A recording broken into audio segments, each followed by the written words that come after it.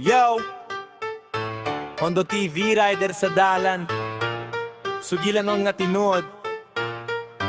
Pami na umutanan. Kung molingin kayo, nipilit sa nawang gigaon. Wako kabalon sa on pagingon. Kay nahitabora sa akong panahon. Beka pa kugmolingin kayo.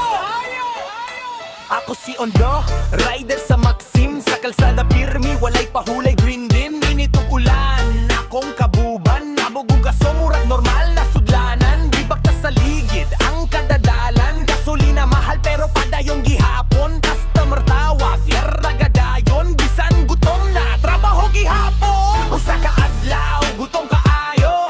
Nihinom ko kay murag di na kaya. Nakakita ko karenderya da plen, lisod ko derecho. Order dayon kaon. Nagpaabot ko ng italing kuranan. Puro okupado, walay bakante tanan. Naiusa ka tablo nga adunay usa.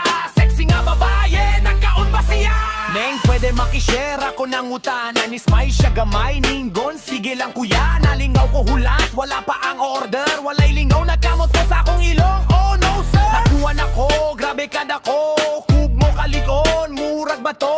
Akong gilingin, nagduwa-duwa. Wala ko kabantay, nawitig di ay tungan. Halaka, asaman padulong, diretso sa iyang nawong. Timing kaayo sugod, ditugdon sa iyang abilwa. Siya kabalo, natinga siya gamay. Unsa man to, iyahang gi-check gamit iyang dila. Ako nagtanaw din ako kalihok mura. Halaoy, naka-on to ang cook mo.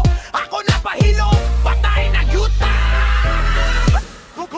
Kuk mo lingin kayo, nipilit sa nawang ujigaon.